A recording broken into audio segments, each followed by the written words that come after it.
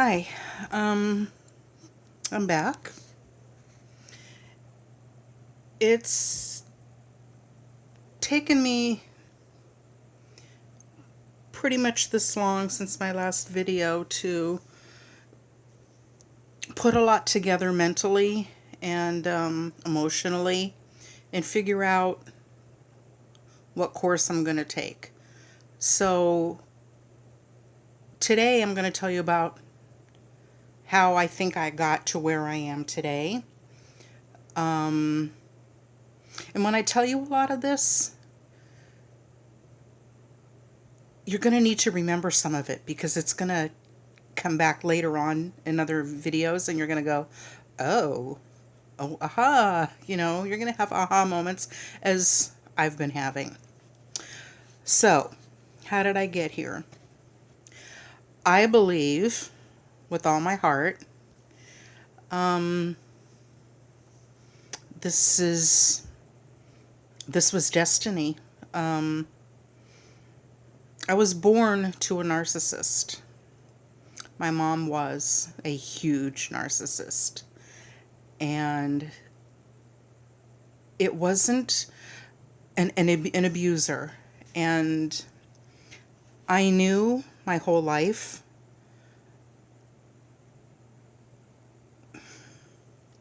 the physical abuse. And, I had the bruises and I had the torn out hair. And if I were having that childhood today, I can guarantee you she would be in jail. My sister and I would have been in foster care or left with my dad, which that wouldn't have ever been a problem. My dad was the love of my life.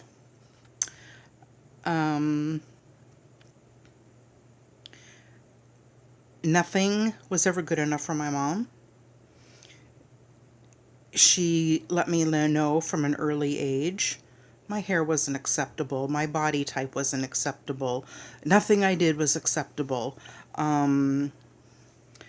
Is at a young age, the plastic surgeon for the nose. At an early age, you'll never be able to wear lipstick. Your lips are too big. At an early age, you need to wear very loose clothing. You need to cover, she used to call my butt the shelf. She said, "Oh, look at that shelf. You can put a coffee cup on it."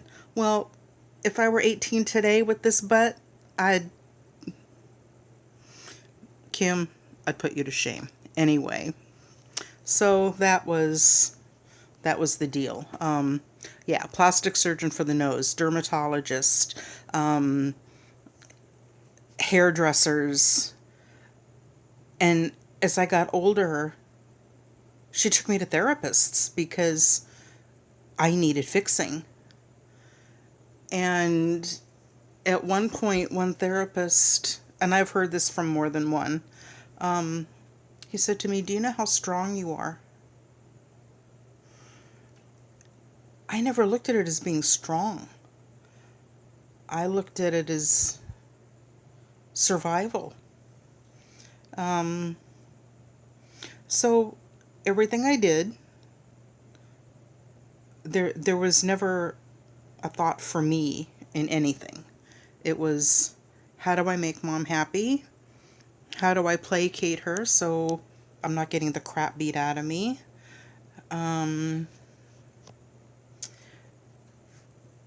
Yeah, I mean, that was life. Nothing was ever good enough. I mean, I needed to be fixed. You're too fat. Nobody's ever going to want you. Look at your face. You have look at that round face. And oh my God, I mean, at 18, if I could look like I did at 18 when I thought I was huge and I was tiny, I mean, I'd be loving life right now. So, yeah, it wasn't just physical abuse. It was extreme mental abuse. So, back to pleasing mom. To this day, I don't take hints because mom used to drop hints all the time. And if you didn't pick up on her hint, it would hit the fan. She would sit and think about things that went on, and she'd come drag you out of the bed in the middle of the night, if your room wasn't clean, to clean your room, to learn how to iron your clothes, to practice piano, was your homework done? Um, I tell you what, I can clean a mean house. That's one thing I learned, how to iron and how to clean a house. Um,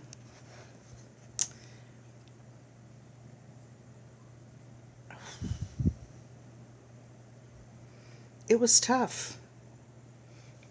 You know, um, we watched what she wanted to watch on TV. We went where she wanted to go. We ate what she ate. It used to be a joke in the house, don't eat that, I don't like it. Um, the hair on my face, the color of my hair, the way I walked, the way I talked. Um, what are you so emotional about? So I could never figure out why, in a lot of instances, I didn't know what I liked. I didn't know what made me happy because she wasn't there telling me. And when I finally moved into my own apartment, she was right there, making sure that I kept it clean, and I would have to call and check in with her every day. Um, she had to come make sure that it was decorated properly.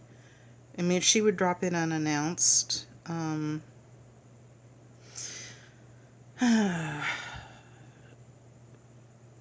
nobody's ever good enough. I mean, my college sweetheart, he and I talked about getting married, and she would always say, "Well, you have to finish college. Oh, you're working. Let me see your bank account. Let me see how much money you have. If you can save $5,000." And this is 1976, 1977. Yeah, save $5,000. Yeah. She said, save that kind of money, and I'll match it. I'll pay for everything. I'll help buy you a house. Just, show me your savings. So, I didn't start seeing how bad the abuse was until one day I was in a therapist's office, and he said to me, "Do you see your life?" And I said, "What are you talking about?" He said, "You're on the inside looking out, and everything that you're going through is normal for you. You don't know any different." He said, "But from those of us on the outside looking in, your life is a horror story. And the fact that you're not a raging alcoholic, you're not a drug addict, you're not, going from man to man to man to man," he says, "absolutely amazes me." He said, "Do you know how strong you are?" And I'm looking at him again. Here's like the third therapist in a row who said to me, "Do you know how strong you are?" I don't feel strong. I feel like mush. Um, I feel like mush. Nothing for mom was ever good enough. I remember art projects for school. Um, I wasn't an artist. She whipped me into being one. I would bring things home. One summer school project, it was a yarn embroidery project, and I brought mine home, and she was horrified. She tore it apart and sat me down with yarn and said, "Okay, you need to start over." And, with her guidance, I did it, and it turned out so well that the last day of summer school, when I went to pick it up, it was stolen. Um, in elementary school, our colonial houses, I don't know if anybody ever remembers making those. Everybody came to the house, and she orchestrated, the wallpaper, the furniture. One of her earrings is a chandelier. Um, that was mom. Oh, you see, those are my worry dolls hanging. They work. When times are tough, get yourself a worry doll. Sometimes it helps you sleep. Um, what else, Mom?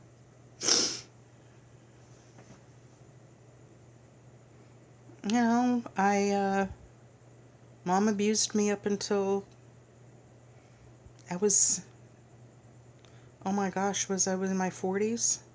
Was the last time she hit me? The last time we spoke, she was in the hospital. She had cancer and she was dying. You know, and people say, do you remember the last words that you spoke to your parent? And I had been losing weight, and I'm walking out the door with my son, and she said, Tina, and I said, what? And she said, you need to exercise, your ass is sagging. I said, I love you too, Mom. And I walked out the door, and those were the last words we ever spoke to each other. I didn't get the I love you, I'm proud of you. And to this day, that haunts me, because that's all I ever wanted. But as Dad was dying, he made up for it. There wasn't a day that went by where he didn't tell me how much he loved me and how proud of me he was. Not that it helped, because for him, for a parental role, that was everything to me. But also at that point in my life, I was in the middle, or finally coming to the realization that my, at that point, 6-year relationship of abuse was coming to an end. Because of me, not because of him. I was lucky I left him. I got strong, and I did. So anyway, okay, here we are, 11 minutes. I'm not going to go on too much longer. So that's the first step in my life and how I got here. Being born to a narcissist and an abuser. And sorry for the tears.